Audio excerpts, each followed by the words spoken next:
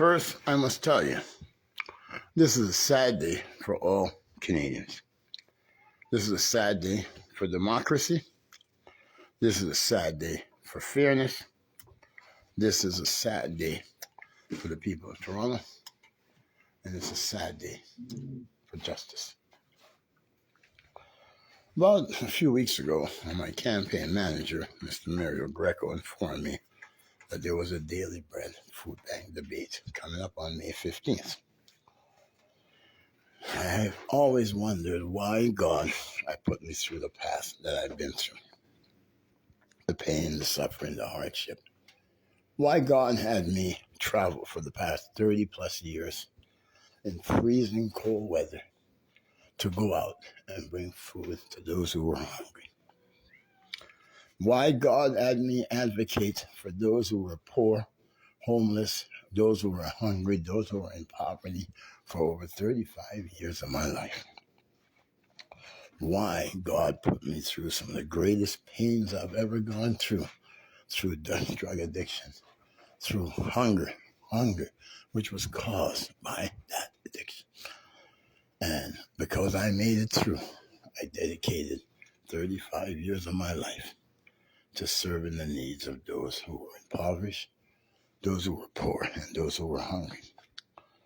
The only difference between mine and others, some others who we may not know about, is mine was public.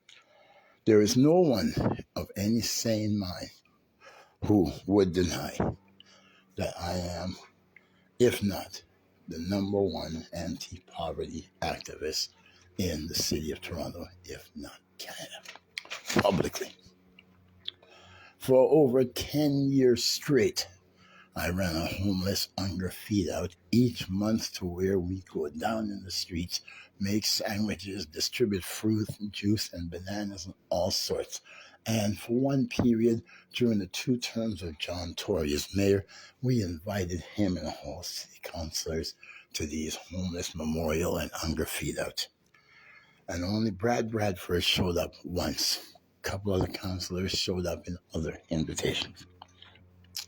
So when Mr. Greco told me about this daily bread food bank debate, it was a no-brainer. I did not choose to always love. God led me on that path. And it was out of love why I went to the streets for all these decades. Even when I was homeless, I'd be on my rollerblades, on my bike.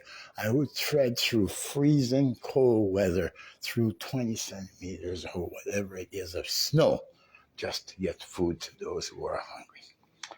We've gone into seniors' homes to find people who were living with maggots, cockroaches, bed bugs, filth, but they were hungry, and that's where I go.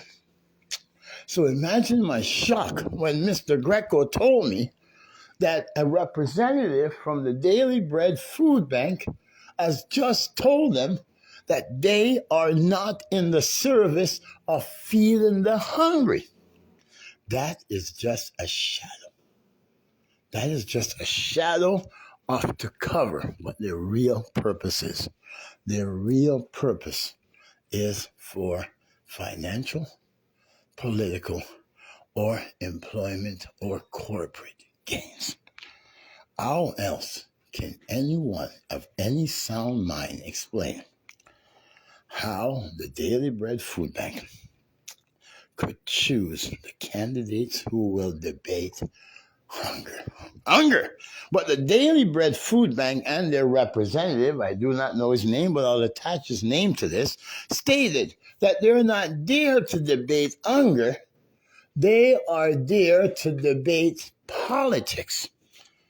Here is how they choose the candidates who will participate in the hunger debate. They had a bunch of polling agencies give a list of candidates who the media promotes. And they ask which of these candidates would you vote for. So they didn't give a list of all candidates. And they did not ask which of these candidates would you want to be debating hunger. So the qualifications of these candidates who have fought to combat poverty, homelessness, and hunger was ignored by the Daily Bread Food Bank in saying that hunger is not the priority of the Daily Bread Food Bank, but it is special interest is the priority.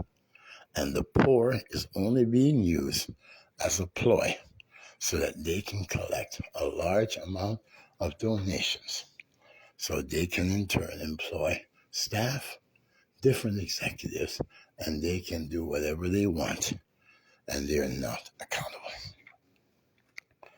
As you can see, I am choked up. I never knew why God gave me the greatest resume of anyone to ever run for political office from being a homeless man. I never knew why God had me freezing in all these cold weathers to get food to the hungry, to the homeless, to those who are less fortunate. And now I know it's to expose the corruption that's in the cupboards of organizations such as the Daily Bread Food Bank.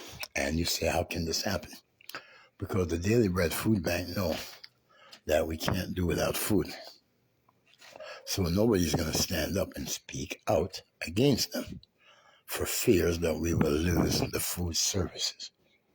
So the Daily Bread Food Bank has made a deal with the devil and has now joined the Toronto media in getting the people a candidate that the media approve of, not a candidate that the people approve of. 35 years of feeding hunger, placing in the top 10 for mayor in the past 2 fixed elections. And Daily Bread Food Bank would say that your 35 years of feeding hunger is not as important as Olivia Chow's 15 minutes of fame that has lasted way too long. How many hungry people have we publicly seen Olivia Chow fed? How many hungry people have we seen Mitzi Hunter, Mark Saunders, Anna Beloy, and any other candidates, Giorgio Mamaletti, that the Daily Bread Food Bank and the media want to say that these individuals are qualified to be mayor? But they're not 1% as qualified as I am when it comes to hunger. Not even 1%. But yet these are the voices that the Daily Bread Food Bank choose to sell out the people of the city of Toronto so that the voices of those who are hungry are not heard, but the voices of those who prolong hunger, poverty, those are the voices we're hearing. We're asking the federal government to convene the House of Commons and to address this blatant election fixing in collaboration with the Toronto media and debate organizers, which has shown that our big problem is not foreign interference in elections, but Canadian interference in elections. Canadian media and debate organizers fixing elections in Canada. But this one is enormous because this is for the head of Canada's largest city. That is atrocious, disgraceful to all Canadians.